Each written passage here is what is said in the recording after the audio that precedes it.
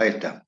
Entonces, fíjense que la idea es tratar de que este transformador no sea de 50 ciclos o de 60 ciclos. Ya la clase pasada dijimos, este transformador va a trabajar a la frecuencia de la conmutación de la llave electrónica.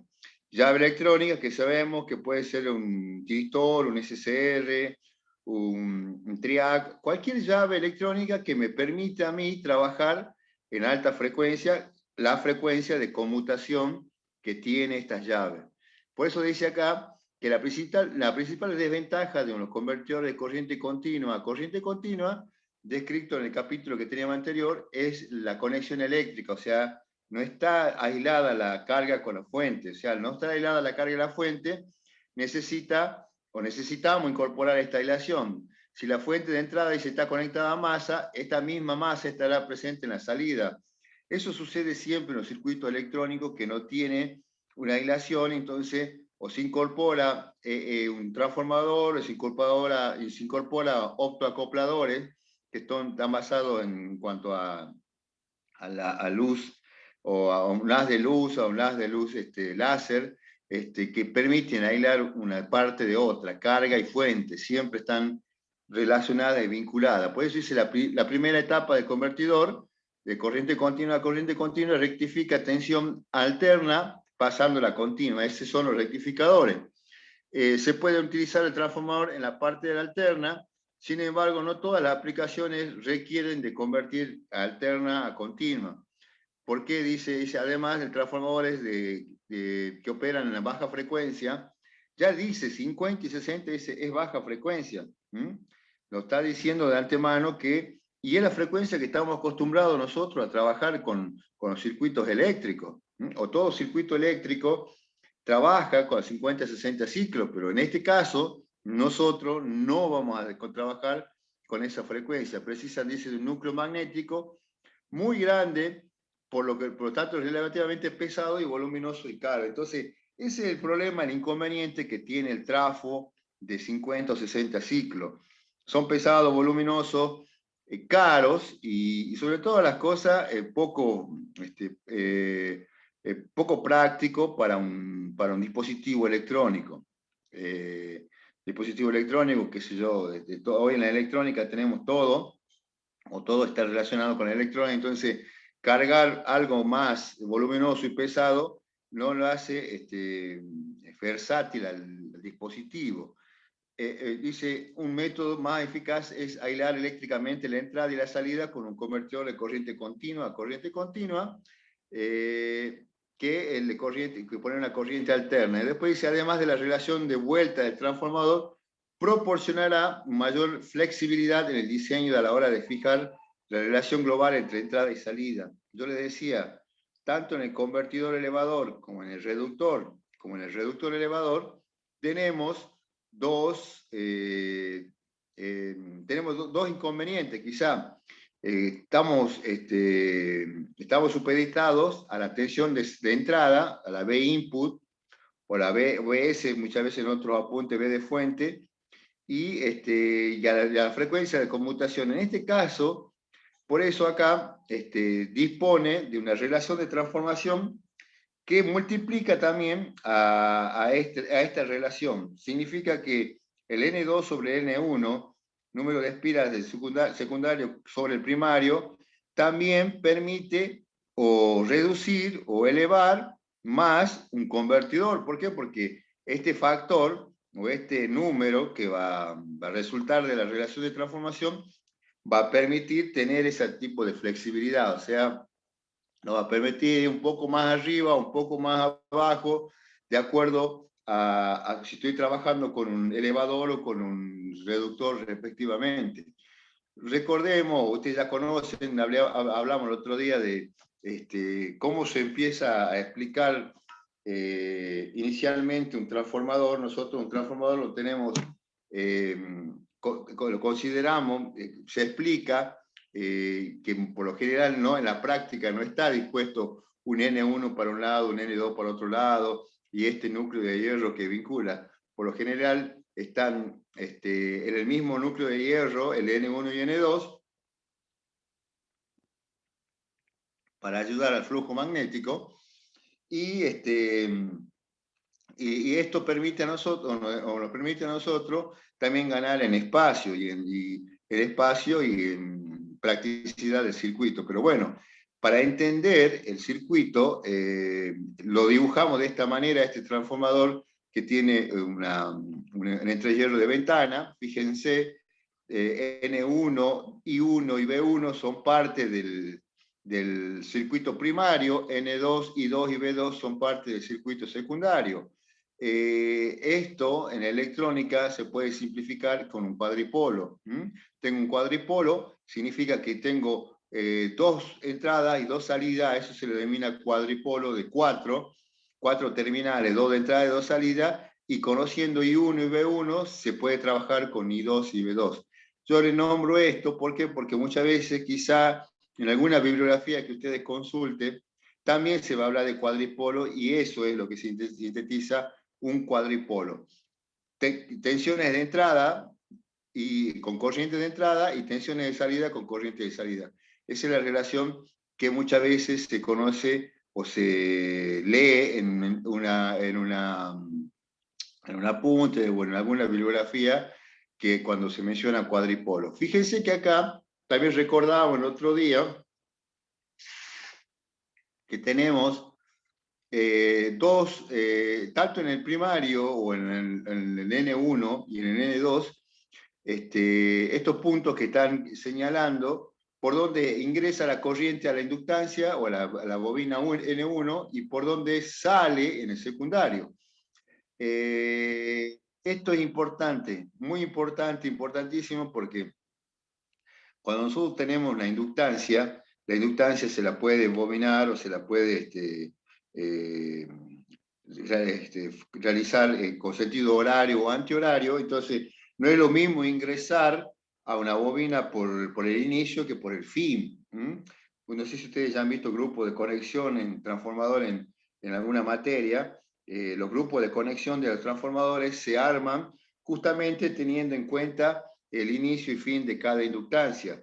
¿Por qué? Porque al estar con las espiras, o estaban espiralados en sentido horario o antihorario, va a ser también el resultante el flujo y la corriente y cómo se comporta esa inductancia. Entonces, por eso se señala acá el N1 que ingresa por ahí la corriente, y fíjense que cuando ingresa en el primario podría salir por la parte superior o por la parte inferior de la inductancia del segundo transformador. En este caso, el punto N2 indica que está saliendo por la parte superior, por eso dice la I2 con la flecha en la parte superior donde va a estar la carga. Pero si yo a este N2, el punto, lo borro y lo pongo en la parte inferior, significa que yo voy a salir por el secundario por la parte inferior y puedo entrar a la carga al revés, o sea, a la carga o a un diodo, lo que existiera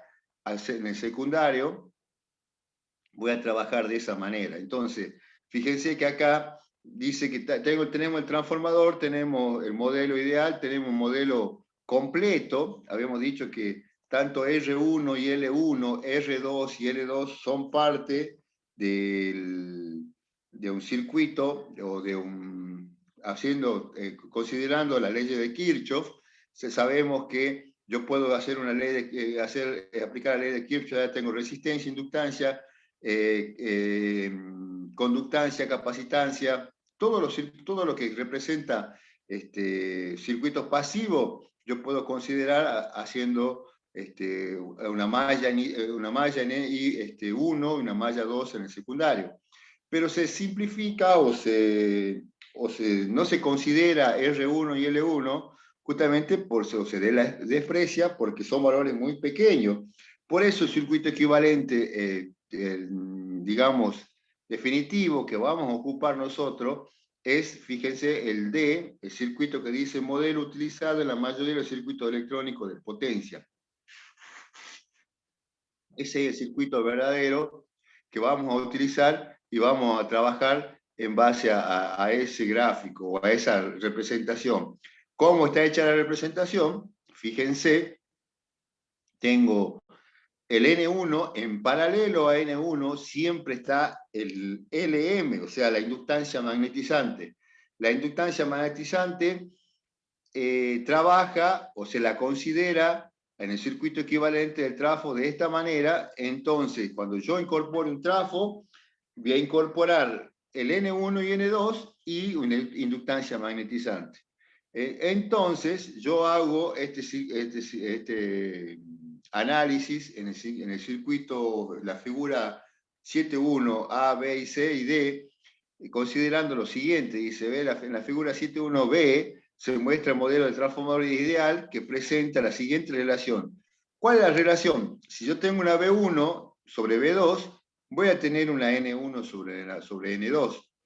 ¿Entienden? Y después, si yo tengo ahora una I1 sobre I2, voy a tener la inversa que tenía con B1 y B2 por la ley de Ohm. Entonces va a ser N2 sobre N1.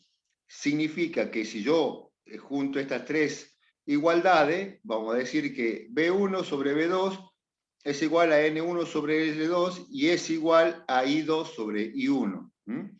Esa es la relación de transformación o esta es la relación entre tensión, corriente e inductancias o devanado primario y secundario que tenemos en un trafo. Fíjense que acá dice, bueno, se utilizan puntos para indicar la polaridad relativa entre dos devanados. El que yo les señalaba recién me está indicando la polaridad relativa que se la considera de acuerdo a cómo está realizada el bobinado de secundario o de cualquier inductancia que estemos trabajando. Cuando la tensión en el terminal indicado por un lado, por un punto, es un devanado es positiva, esa es la tensión en el terminal indicado por un punto en el otro devanado también es positiva. Cuando la corriente entra por el terminal indicado por un punto de un devanado, la corriente sale del terminal indicado por el punto en el otro devanado. Significa que consideramos positiva porque ingresa por el N1 en la parte superior y puede salir o por abajo, por arriba en la parte del secundario. Entonces, si del punto ponemos en la parte superior, decimos que ahí es la parte positiva, considerando que entonces en la parte de abajo es negativa. Entonces, esta consideración nos ayuda a nosotros a después a resolver el circuito. Hay que tener en cuenta esto. Después dice que en la figura 3.1c se muestra el modelo del transformador más completo. Acá dice lo que yo le decía recién en no considerar esta resistencia, ni la R1 ni la R2, dice representa la resistencia de los conductores y L1 y L2 representan la inductancia de dispersión de los devanados. El LM representa la inductancia magnetizante y la RM representa las pérdidas en el núcleo. Entonces, ¿qué estoy despreciando? Fíjense que acá me olvidé de mencionar hace un rato, cuando le estaba hablando, el RM también, el RM que forma parte de la resistencia magnetizante, que está en paralelo a la inductancia magnetizante, y entonces todo núcleo tiene pérdidas por calentamiento, por corriente de Foucault. Entonces, acá se representa y se incluye el transformador ideal en este modelo para representar el transformador de la tensión y la corriente entre el primario y el secundario. En algunas aplicaciones de este capítulo, la representación del transformador ideal es suficiente para llevar a cabo un análisis preliminar del circuito. En el modelo ideal, suponemos que una mejor aproximación en las aplicaciones de fuente de alimentación se incluirá la inductancia magnetizante LM, como se muestra en la figura 7.1d. El valor de LM, o sea, de la inductancia magnetizante, es un parámetro, dice, de diseño importante para el convertidor, en este caso, el de retroceso tipo flyback. Por eso nosotros vamos a trabajar despreciando la resistencia magnetizante y la resistencia e inductancia del equipo. Despreciable, solamente va a estar la LM en paralelo, la inductancia magnetizante en paralelo a N1. Después dice acá que L1 y L2 no suelen ser cruciales para el funcionamiento general del circuito electrónico de potencia descrito en este capítulo, pero son importantes cuando se consideran los transitorios de conmutación Observe que la aplicación del equipo conectado en la red de alterna, dice la inductancia de dispersión, suele ser el parámetro de diseño más importante. O sea, nosotros estamos considerando la inductancia, la LM, como uno de los dispositivos de la inductancia más importante. Por eso lo estamos continuando en el circuito equivalente final. Para el funcionamiento del circuito de transformadores con tensiones y corriente en régimen permanente, el flujo magnético del núcleo debe retornar a su valor inicial al final del periodo de conmutación. En caso contrario, el flujo aumentará en el núcleo, pudiendo llegar a provocar la saturación. El núcleo saturado no puede soportar tensión en bornes de un devanado de transformador, y esto hará que la corriente de dispositivo sobrepase los límites de diseño de circuito.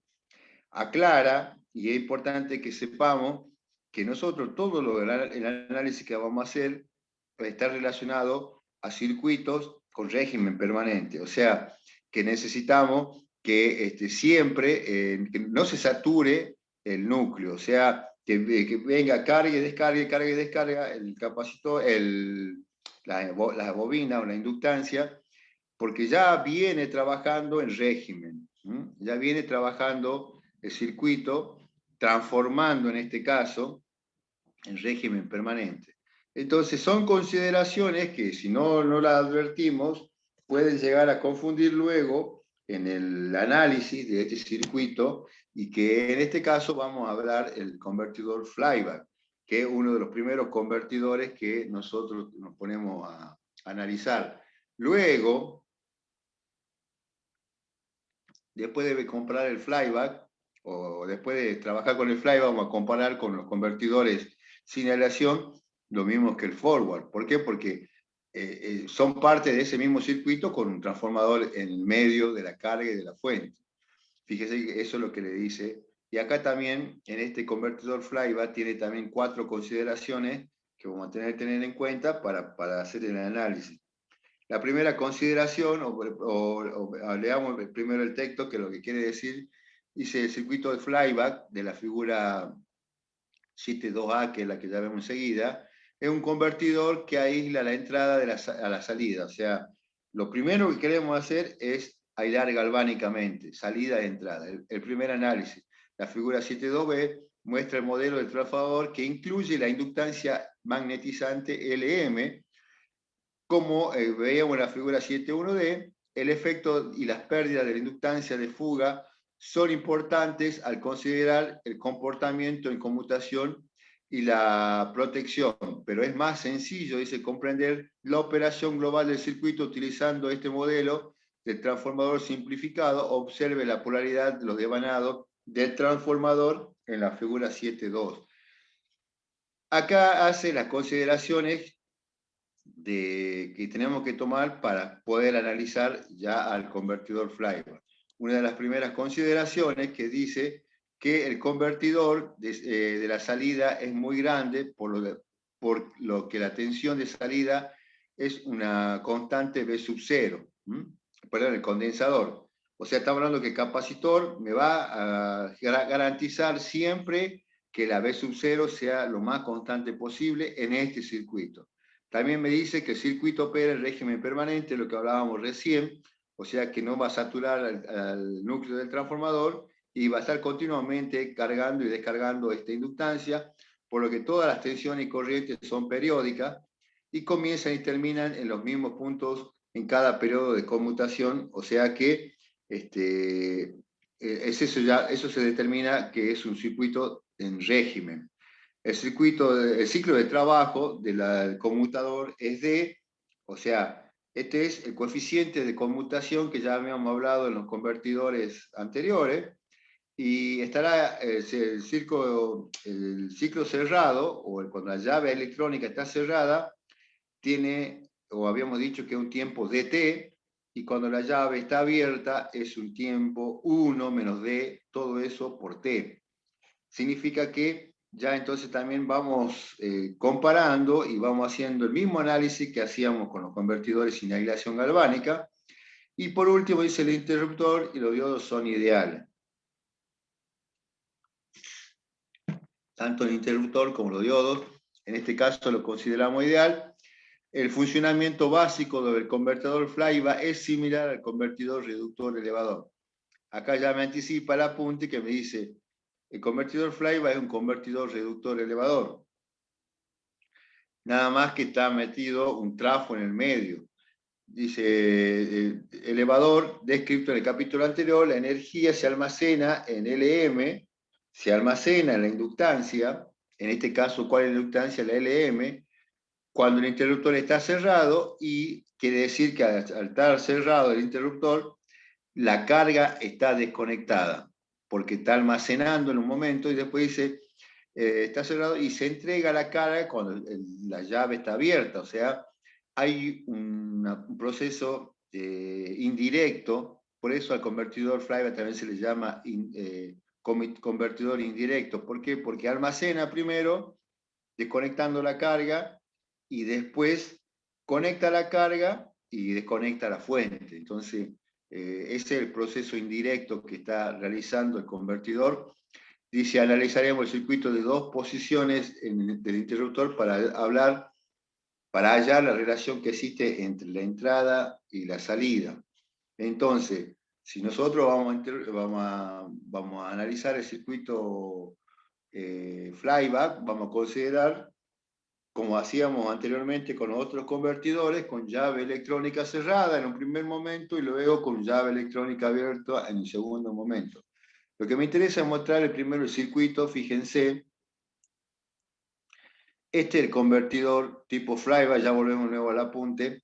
El convertidor flyback, supuestamente yo tengo un convertidor que le introduzco un transformador, entonces queda un circuito eléctrico en el primario y un circuito eléctrico en el secundario. En ningún momento están vinculados eléctricamente el primario o el secundario, o la parte de la fuente con la parte de la carga.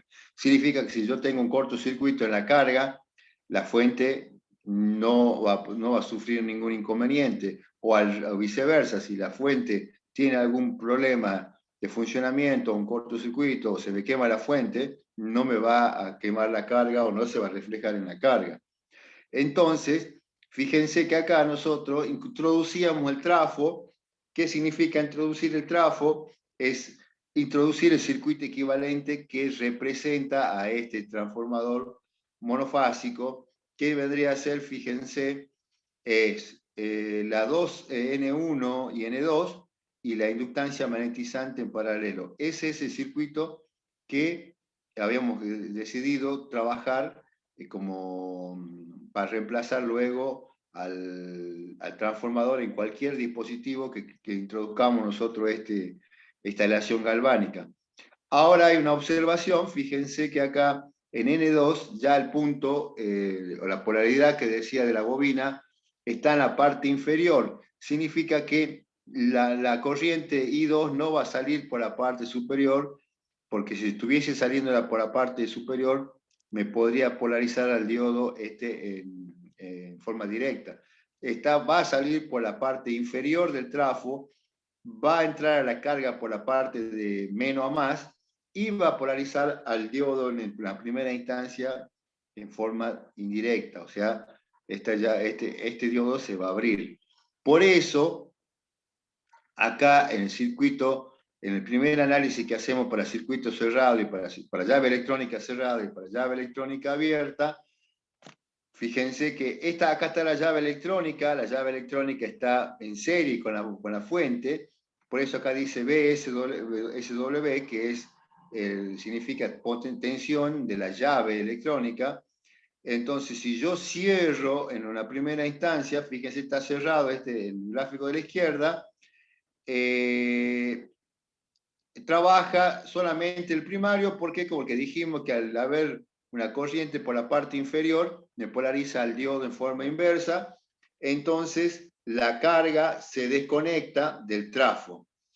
Al desconectarse la carga del trafo, todo lo que el potencial de B sub S lo almacena la inductancia magnetizante. Por eso acá dice B sub 1 es igual a B sub S. Y esa es la primera etapa, cuando la llave electrónica abre, por eso acá está simbolizada la llave electrónica abierta. Ahora la corriente de la inductancia magnetizante circula inversamente, o sea, ahora por la ley de Faraday-Lenz trata de oponerse a la causa que lo produce, entonces genera una corriente de abajo hacia arriba en N1, una ILM, y entonces ahora en vez de por ingresar al revés en N1, la corriente va a salir por la parte superior en N2.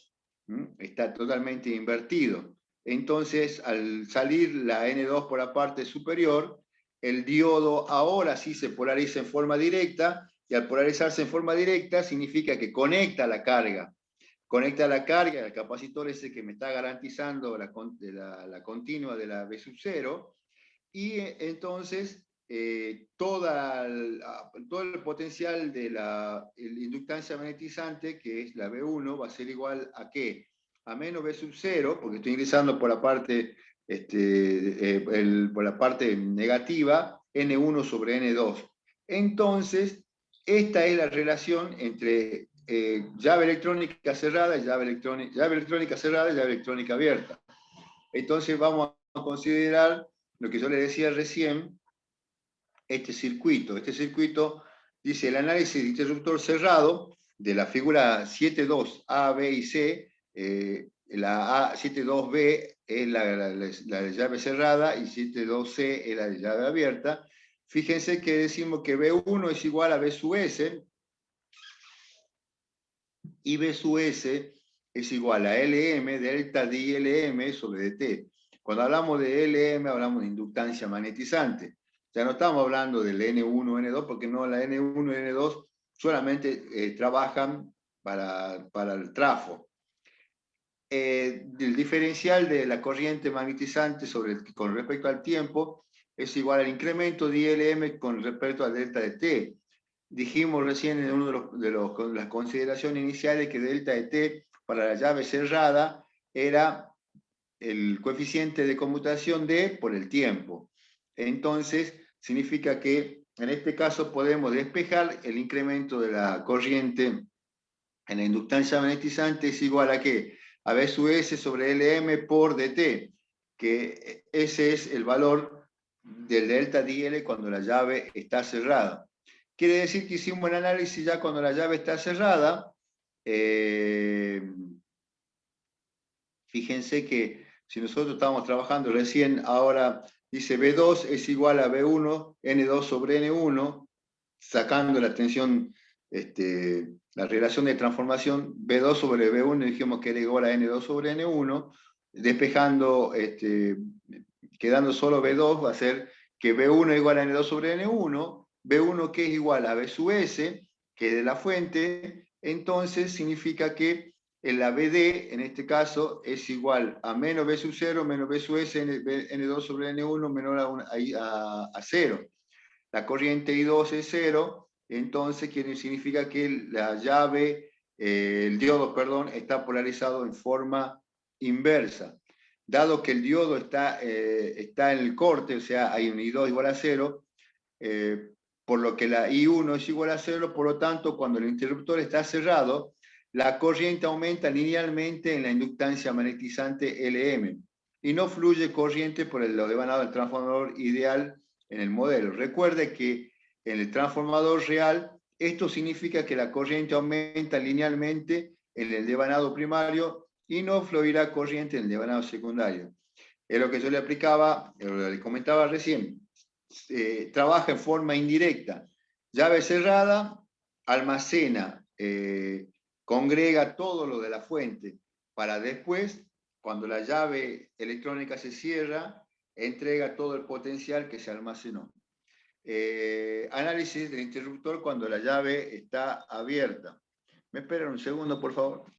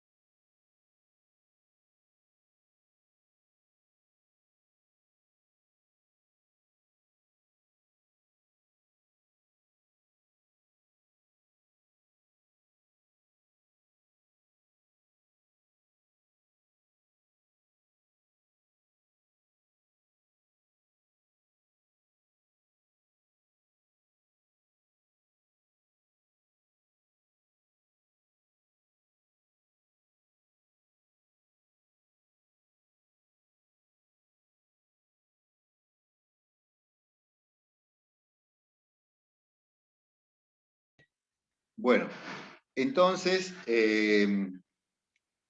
la segunda etapa que corresponde analizar ahora para el interruptor flyback es abrir la llave. Al abrir la llave, fíjense que ustedes tienen el circuito, el tercer circuito, en donde queda abierta todo circuito que vincula a la fuente, porque la llave se abre, entonces el potencial, o en este caso lo que almacenó la inductancia, entrega hacia el transformador por la parte inferior, y el transformador en este caso, la relación N1, N2, permite que la parte superior, la I2, salga y polarice al diodo en forma directa. Ahí dice, cuando se abre el interruptor, en la figura 7.2D, la corriente no puede variar instantáneamente en la inductancia magnetizante, por lo que el camino de conducción debe ser a través del devanado primario del transformador ideal. O sea, la inductancia entrega el devanado primario. La corriente ILM entra en el terminal sin punto del primario y sale por el terminal sin punto del secundario. ¿Por qué ocurre eso? Porque estoy entrando en inversa en el transformador, y entonces sale también a la inversa en la corriente del secundario. Esto es posible porque la corriente en el diodo es positiva, suponiendo que la corriente de salida permanece constante con el valor, dice, de B sub 0, la tensión en la secundaria del transformador B2 será menos B sub 0. La tensión en el secundario se transforma hacia el primario, por lo que la tensión en la inductancia magnetizante será, perdón, la tensión en LM será ¿cuánto? Dijimos que ahora B1 dice va a ser igual a menos B sub 0 N1 sobre N2. La tensión y la corriente cuando el interruptor está abierto son B2 es igual a menos B sub 0, la tensión de salida es menos B sub 0, B1 es igual a B2 N1 sobre N2, reemplazando ahí, entonces la B2 decimos que es menos B sub 0, N1 sobre N2, la inductancia magnetizante LM es igual a delta de ILM sobre delta de T, es igual a B sub 1, y esto es igual a menos B sub 0 N1 sobre N2, despejando, lo que interesa llegar acá a nosotros es el incremento de la corriente en la inductancia magnetizante. ¿A qué va a ser igual? Reemplazando el delta de T, el tiempo que la llave está abierta, entonces es 1 menos D, todo eso por T, va a significar que el delta de ILM, o sea, la variación de la corriente en la inductancia magnetizante, va a ser igual a menos B sub 0 sobre LM.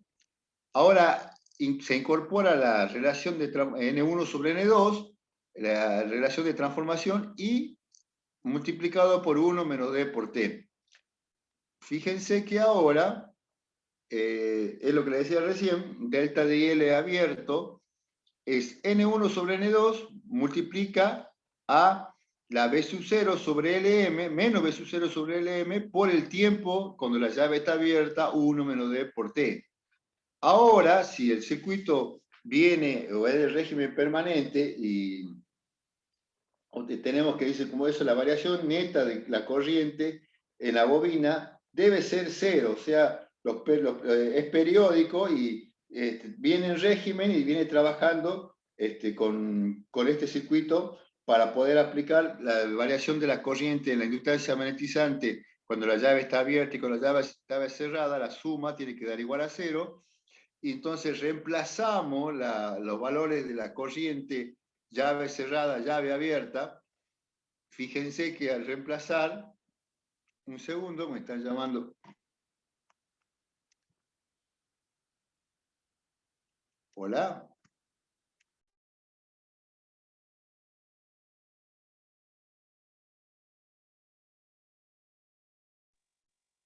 Sí, profe.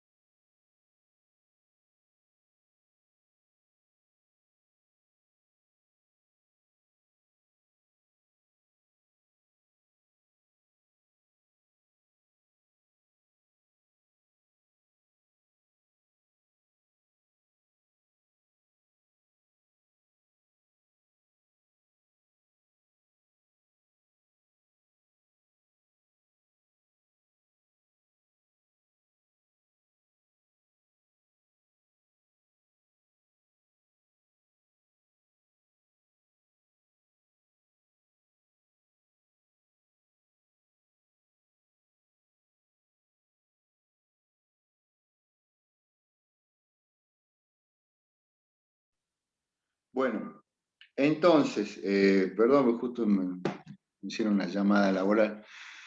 Tiene que ser igual a cero la variación de la corriente magnetizante a llave cerrada y llave abierta. Reemplazamos los valores que sacamos recién y despejamos, en este caso, B sub 0. Y B sub 0 va a ser igual ahora, fíjense, ya habíamos anticipado que el convertidor Flyback era el convertidor reductor elevador. El convertidor reductor elevador era B sub S de 1 menos D. B sub S de 1 menos D, y está multiplicado ahora por N2 sobre N1. Yo le habías comentado ya cuando vimos el reductor elevador, yo le dije muchas veces, el reductor elevador es un convertidor que por lo general se utiliza cuando la carga no es siempre la misma, o sea, cuando voy variando muchas veces pongo una carga, después pongo otra, pero son similares la carga y entonces oscilan con valores poco mayor a B sub S, a la fuente, o poco menor a B sub S.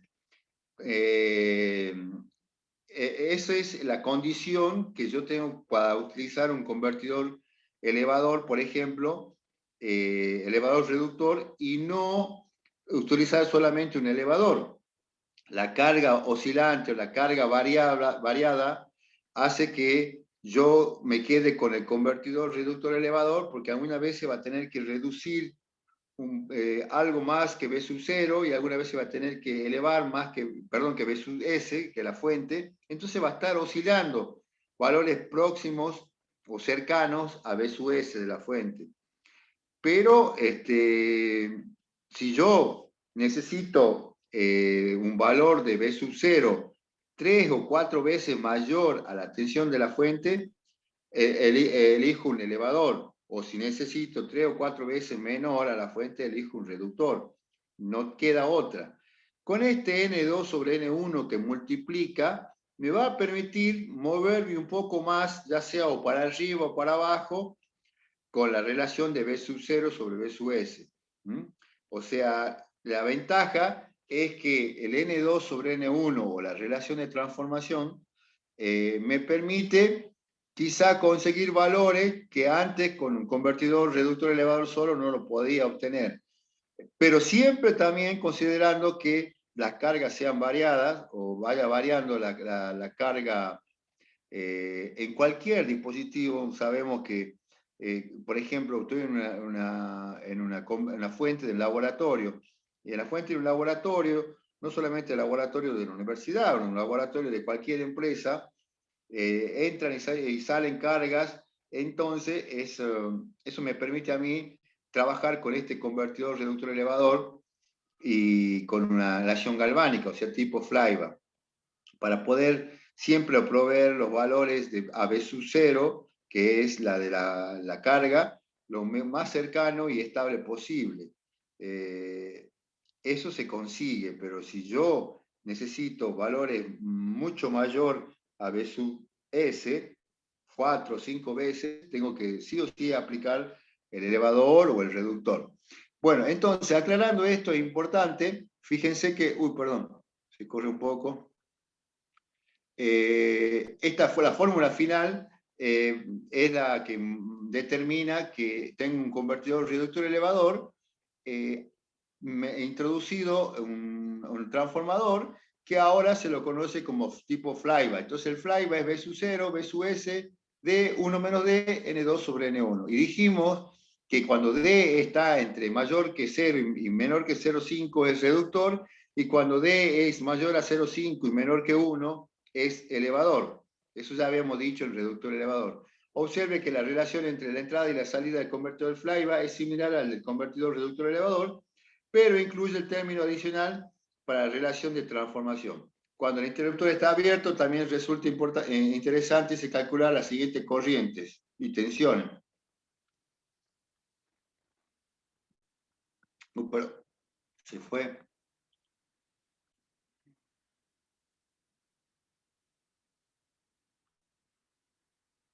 el corriente y tensiones. La corriente del diodo, fíjense que dice igual a menos I1 de N1 sobre N2. Por la relación que tenemos, que hacemos en el circuito haciendo análisis de un Kirchhoff. Y L magnetizante igual a 1 sobre N2. La B sub SW, o sea, la tensión de la llave electrónica, dice B sub S menos B sub 1, B sub S más B sub 0, N1 sobre N2, la corriente R es B sub 0 sobre R, corriente C más corriente de D menos corriente de resistencia, resistiva, perdón, la inductancia magnetizante de 1 sobre N2 menos B sub 0 sobre R. Estoy reemplazando acá, en este caso, para tener relación también entre las corrientes, o saber cómo se comporta la corriente en este tipo de dispositivo, y la potencia también. Fíjense que dice acá PS igual a P sub 0, o sea, IPS aquí era igual a B sub S sobre IS, sobre I sub S, tensiones aparente, y es igual a B sub 0 al cuadrado sobre R, para poder calcular la potencia de este dispositivo. Y también tengo para calcular la corriente magnetizante, como hacíamos en el circuito anterior, la IL magnetizante igual a B sub 0 al cuadrado, B sub S de R, o sea, D con coeficiente de conmutación y resistencia. Fíjense cómo se comporta el circuito a la salida, en este caso la corriente, cómo se comporta. Este delta DLM, que decimos que la sumatoria tiene igual a 0, va a depender muchas veces de los valores del dt, que es el tiempo de conducción, y el 1 menos d por t, que es el tiempo de conducción. Acá está representada cómo se comporta la corriente en la llave, y su S en el diodo, para tener un criterio de las corrientes y las tensiones. Fíjense que dice acá forma de onda, corriente y tensión del convertidor tipo flyback. Y también tenemos, como lo hicimos también con los convertidores, reductores y elevadores, consideraciones para la inductancia magnetizante máxima y mínima, porque la corriente vamos a tener valores máximos y mínimos para tener una idea de cómo se comporta este dispositivo cuando carga y descarga. Por eso acá dice ILM máxima va a ser igual a la IL magnetizante más delta DLM sobre 2, y esa es la máxima, y la mínima es la inductancia magnetizante menos delta DL sobre 2. O sea, en uno y en otro tenemos resultados que me va a permitir quizá poder calcular o poder tener en cuenta muchas veces cómo va variando la corriente en la inductancia. Después hay otra consideración.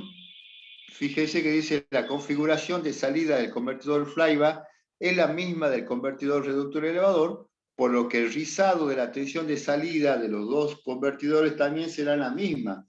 Fíjense que la relación del rizado dice el delta de B sub 0 sobre B sub 0, es el rizado, la variación de B sub 0 sobre B sub 0, y va a ser igual a ¿qué? A D, coeficiente de conmutación, R, C y F. R, C y F, y ahora F no va a ser el valor de 50 o 60 ciclos. F va a estar dada por la frecuencia de conmutación. Bueno, este es el convertidor flyback. Vamos a comenzar ahora para después. Ya que está acá el ejemplo, así también consultaba el compañero y preguntaba, fíjense, vamos a ver rápidamente el enunciado del ejemplo que muestra acá del T7.1, cómo puedo quizás resolver un circuito que me plantean a mí para poder conocer B sub 0, cómo tengo los valores del transformador. Fíjese que acá hay una resolución del ejercicio de un convertidor tipo flyback. Convertidor tipo flyback que de entrada dice que la B sub S, la tensión de la fuente es 24 voltios. 24 voltios tengo en un laboratorio, en un circuito con baja tensión para para, qué sé yo, para operar sin riesgo de choque eléctrico. Entonces una BSUS de fuente 24 voltios, me dice que hay una relación de transformación N1 sobre N2 igual a 3, dato muy importante, de N1 sobre N2 igual a 3. LM, inductancia magnetizante, es igual a 500 microhenrios. Entonces, la inductancia magnetizante es 500 microhenrios. Hay una R2 de 5, de 5 ohmios. El capacitor que está a la salida es de 200 microfaradios. Fíjense este dato importante de la frecuencia, 40 kilohertz. 40 kilohertz, o sea que de entrada me está diciendo que estoy trabajando con un trafo de alta frecuencia que conmuta a ese tipo de frecuencia 40.000 hercios, o sea, 40 kilohertz. Y tengo una B sub 0 de 5 voltios. ¿Ah? Entonces, ¿qué estoy trabajando? Como reductor. Está reduciendo acá, porque 24 de S y de salida 5 voltios, el convertidor flyback reductor elevador está trabajando exclusivamente como reductor. Me está pidiendo, o estoy considerando ya que la B sub 0 es 5 voltios, y todos los datos que acabamos de leer. Dice ahora, fíjense, determine el ciclo de trabajo, o sea, el D. Hay que calcular el D. Nosotros dijimos al D, ciclo de trabajo o coeficiente de conmutación. Los valores medio, máximo y mínimo de la corriente LM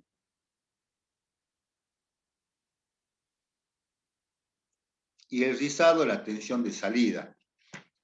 B sub 0, dijimos en la fórmula de la tensión de flyback, relación entre B sub 0 y B sub S igual a D, 1 menos D, N2 sobre N1. 5 voltios era la B sub 0, porque era un reductor. B sub S era 24 voltios. N2 era 1 sobre, o la relación N2 sobre N1 era igual a 1/3, porque el dato que nos da es la relación entre N1 y N2. Entonces acá la fórmula de B sub 0 igual a N2 sobre N1, o sea, a la inversa, entonces es 1/3. Determino, resuelvo y acá me va a determinar, me va a sacar que el D, el coeficiente de conmutación o el ciclo de trabajo es 0,385. ¿Está bien? Sí, porque tiene que ser menor a 0,5. ¿Por qué? Porque el convertidor reductor elevador está trabajando como reductor. Y dijimos que entre 0 y menor que 0,5 trabaja como reductor, y de mayor a 0,5 hasta 1 trabaja como elevador. Entonces vamos haciendo, ya calculamos el primer requerimiento, que es el ciclo de trabajo. Ahora vamos a calcular los valores medio, máximo y mínimo de la corriente magnetizante. Habíamos dicho que la corriente magnetizante es igual a B sub 0 al cuadrado sobre B sub S D por R. B sub S al cuadrado, la salida era 5 voltios al cuadrado, y la corriente B sub S, la de fuente, era 24. D acabamos de calcular recién, y la resistencia dijimos que era igual a 5. Entonces, ahí calculo la corriente y fíjense que me da en miliamperes 540, miliamperes, es lo mismo decir 0,54 amperes. Entonces, la corriente en la inductancia magnetizante está en los orden de los 0,5 amperes o 540 miliamperes. Podemos calcular la variación de la corriente ILM utilizando, dice la ecuación que acabamos de ver hace un rato. Delta de ILM es igual a B sub S de L sobre L por F. B sub S era 24, D era 0,385. La inductancia magnetizante habíamos dicho que era igual a 500 microhenrios, o sea que entonces que es igual a 500 por 10 a la menos 6, y la frecuencia es 40.000 henrios. La variación de la corriente ahora me va a dar que es igual a 460 miliamperes. Entonces, la corriente máxima y la corriente mínima va a estar supeditada a la ILM más menos delta de ILM sobre 2.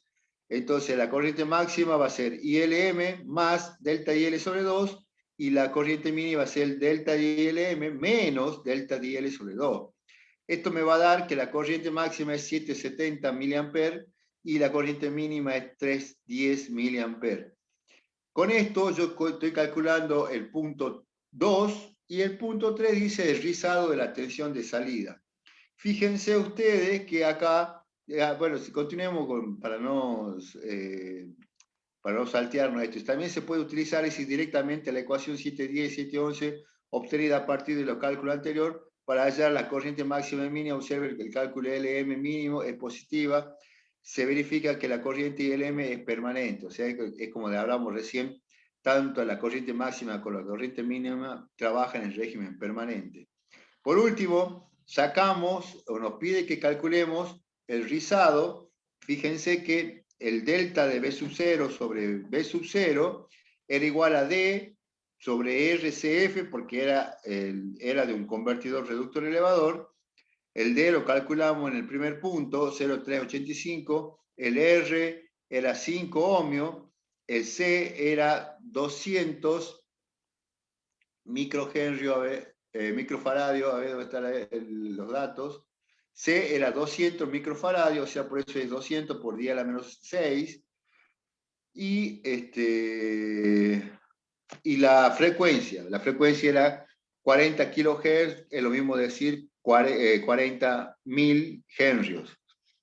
Entonces acá el valor del rizado va a estar menor que 1, o sea, va a estar 0,96%, que es un buen valor.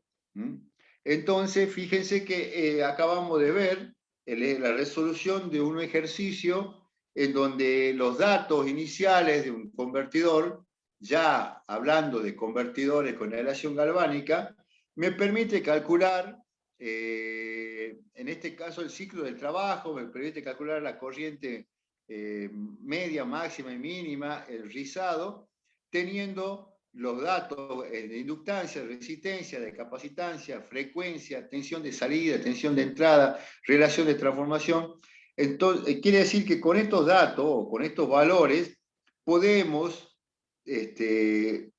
quizá revertir otros ejercicios, otros cálculos, si hay clase la semana que viene, no se sabe todavía o no, pero bueno, vamos a ver cómo podemos incrementar esta resolución de ejercicio. Hay un ejercicio número 2 que es muy similar, que si ustedes quieren poder verlo y analizarlo, a mí me interesa ver el convertidor forward ahora, y la clase que viene continuar y ver qué vamos a determinar en cuanto a la evaluación.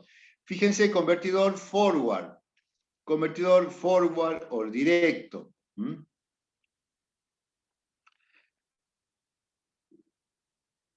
El convertidor forward o directo ya me está indicando a mí que la fuente y la corriente, perdón, la fuente y la carga trabajan en forma directa, o sea, llave electrónica cerrada, primer ciclo, primera etapa de la electrónica cerrada, entonces se vincula fuente y carga. Llave electrónica abierta se desvincula una con respecto a otra, o sea, todo lo que recibe en el primer instante la llave electrónica cerrada lo transmite inmediatamente a la carga. No hay un proceso diferido o indirecto como era el flyback. El convertidor directo forward, como muestra la figura 7.5a, es otro convertidor de corriente continua a corriente continua acoplado magnéticamente. Ya me lo acota, está magnéticamente aislado. El periodo de conmutación es D, el interruptor estará cerrado en un tiempo de T y estará abierto en un tiempo 1 menos D por T. Para el análisis de circuito se supondrá funcionamiento del régimen permanente y que la corriente en la inductancia LX es permanente. hay una corriente en la inductancia LX permanente, el transformador posee 3 devanados. El devanado 1 y 2 transfieren energía de la fuente a la carga cuando el interruptor está cerrado. Y hay un tercer devanado en el primario, fíjense, el devanado 3, que se usa para proporcionar un camino a la corriente magnetizante cuando el interruptor está abierto y reducirla a cero antes del camino a la corriente, antes del inicio de cada periodo de conmutación. El trafo o el transformador se modela como 3 devanados ideales con una inductancia magnetizante LM que siempre está en paralelo al N1, conecta en paralelo con el devanado 1. En este modelo, ese transformador simplificado, no se incluye las pérdidas ni la inductancia de dispersión, como todo. O sea, estamos considerando el modelo más simplificado y más práctico. El convertidor forward, y la energía del generador se transfiere a la carga cuando el interruptor está cerrado. El convertidor flyback, la energía se almacenaba en LM cuando el conmutador estaba cerrado y era transferida a la carga cuando estaba abierto. En el convertidor directo o tipo forward, el LM es un parámetro no incluido en la relación de entrada y salida y se suele hacer grande su valor, o sea, la inductancia magnetizante.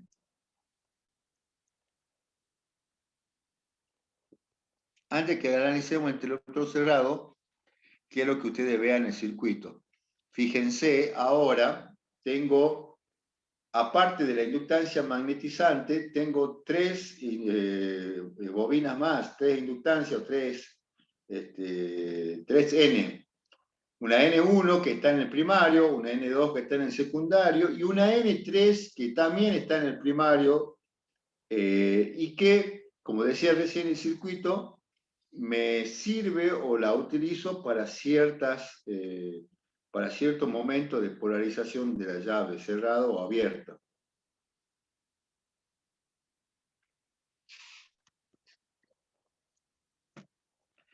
Como está el circuito, y en el secundario, fíjense, tengo ya un diodo D1 y tengo un diodo 2.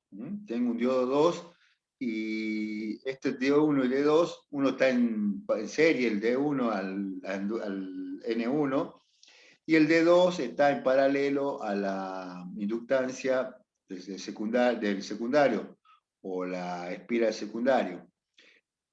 Esto está analizado de esta manera, de llave electrónica cerrada. Fíjense que si la llave electrónica está cerrada, el diodo D3 que está en el primario se polariza en forma inversa, entonces el terminal N3 que cierra o que pertenece al circuito queda en el aire. Queda en el aire porque el D3 está abierto. Y al quedar en el aire significa que el N3 no existe, es como si que no estuviese, porque no hay circulación de corriente por N3. Entonces, lo que consideramos en estos momentos para el circuito o la llave electrónica cerrada solamente es la inductancia magnetizante LM, el N1 y el N2. El N1 y el N2, un segundo por favor.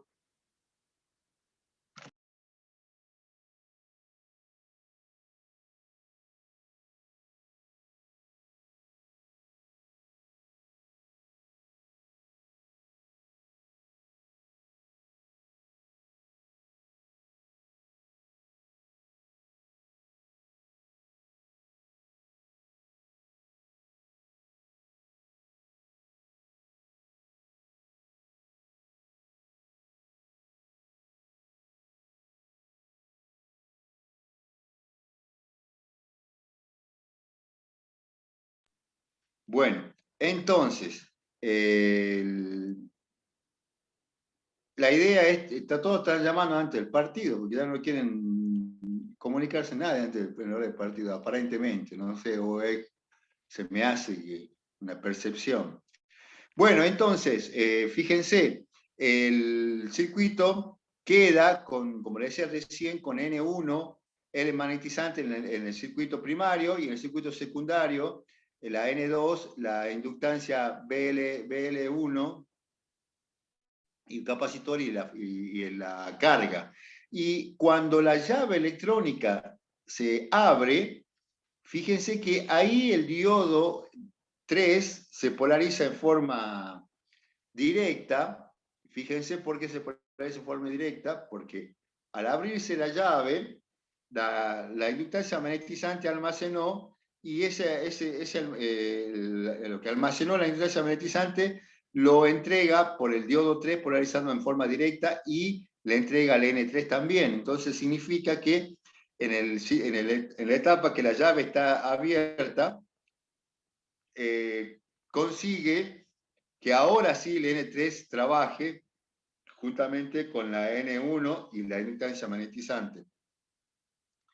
Como el secundario tenía dos diodos, uno en serie y uno en paralelo, el diodo ahora, el primer diodo, el diodo 1 se va a abrir, y el diodo 2 va a hacer un cortocircuito porque la corriente ahora va a ingresar por la parte inferior, entonces va a polarizar al diodo 2 en forma directa, y al diodo 1 lo va a polarizar en forma inversa. Significa que, fíjense que la carga se desconecta, porque también la llave electrónica está abierta. O sea, ese es el nombre que le asigna a este convertidor, directo o forward.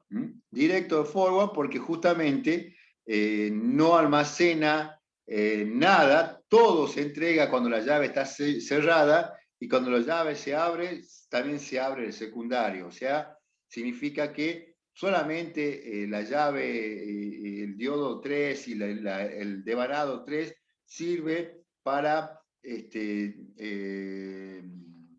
ayudar a la inductancia magnetizante, y que se despeje de la energía que le quedó remanente. Entonces, este circuito y este es el análisis, y vamos a avanzar un poquito más antes que termine la clase, antes que comience el partido. Dichoso lo que van a poder verlo. Bueno, fíjense, análisis con el interruptor cerrado.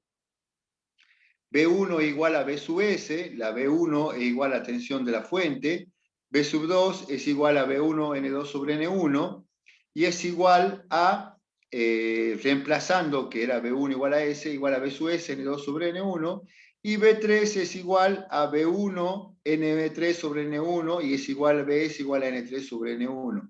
Este es un análisis cuando el circuito está cerrado. ¿Qué queremos llegar? Lo mismo que los anteriores, que la variación de la corriente ILM. ¿Cuánto vale la variación de la corriente L, la distancia magnetizante, cuando la llave está cerrada y después cuando la llave está abierta? Delta de L sobre delta de T es igual a ¿qué? Igual a menos B sub S sobre LM N1 sobre N3. Este es el primer circuito. Fíjense que ahora delta de LM sobre delta del tiempo X es igual a B sub S de T LM es igual a menos B sub S LM N1 sobre N3, resolviendo dice que el delta de TX es igual a ¿qué? A DT N3 sobre N1. El instante T sub 0, que es el tiempo de consideración cuando la llave está cerrada, es DT más DTX. DTX es DT más dt n3 sobre n1, que sacamos acá el de dtx. Entonces el dt, el tiempo 0, es igual a dt1 menos n3 sobre n1. Teniendo en cuenta que la corriente debe anularse antes del inicio del siguiente periodo, o sea, el problema siempre en los circuitos es con los cruces por cero, o sea, cuando comienza el otro ciclo, en los solapamientos. Entonces acá dice, el T0 tiene que ser menor que T. Por eso dice que dt 1 más n3 sobre n1 es igual a menor a T, significa que D es igual a 1 menos n3 sobre n1 menor a 1, porque se simplifica los t. Por ejemplo, dice si la relación entre n3 y n1 es igual a 1, si la relación, el número de espiras del primario del N3 de la inductancia tercera que está en el primario y el N1 son iguales, el ciclo de trabajo es D, esta debe ser menor que 0,5. La tensión y el interruptor está abierto, o sea que es B sub S menos B sub 1, por lo que B sub SW es igual a cuando para un periodo entre dt y t0, acá dice para t igual entre menor a t0 y mayor a dt, va a ser igual a qué? A b sub s menos b sub 1, y b sub s menos b sub 1 es igual a qué? A b sub s menos b sub 0, n1 sobre n3, reemplazando y simplificando, b sub x, perdón, a ver, espera un segundito que ahora no lo estoy viendo bien, b sub s es igual B sub SW, que la llave, es igual a B sub S1 menos N1 sobre N3. ¿Qué queremos considerar ahora? Que la configuración del circuito a la salida del convertidor forward es la misma que el convertidor reductor. ¿Por qué? Porque el convertidor forward reduce, o sea, que la B sub S es igual a B sub la B sub 0 es igual a B sub S por el coeficiente de conmutación y también vendría a ser por la relación de transformación. Por eso acá delta de B sub 0 sobre B sub 0 va a ser a 1 menos D, 8LX CF al cuadrado, la frecuencia al cuadrado, cuando quiero sacar el rizado, delta de B sub 0 sobre B sub 0. Y ya terminando, fíjense cómo está trabajando la corriente LX, la corriente magnetizante, la corriente en el 1, en la inductancia 1, 2, 3, y después el coeficiente de la tensión en la llave electrónica, dice B sub S N2 sobre N1, un tiempo de T abierto, cerrado, y un tiempo abierto, valor 0. La figura 7.6 se muestra en forma la onda y corriente y tensión del convertidor forward. Antes que terminar, quiero mostrarles, ¿no? Después vamos a analizar de nuevo la clase que viene, este convertidor tipo forward. Yo creo que me salté sin darme cuenta.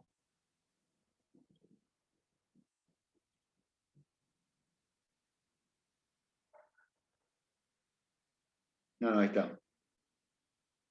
No, me está diciendo que es igual al reductor elevador.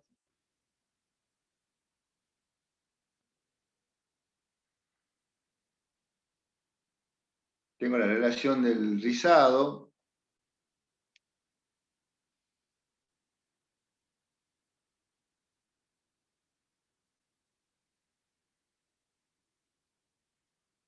Y tengo un ejemplo del convertidor forward.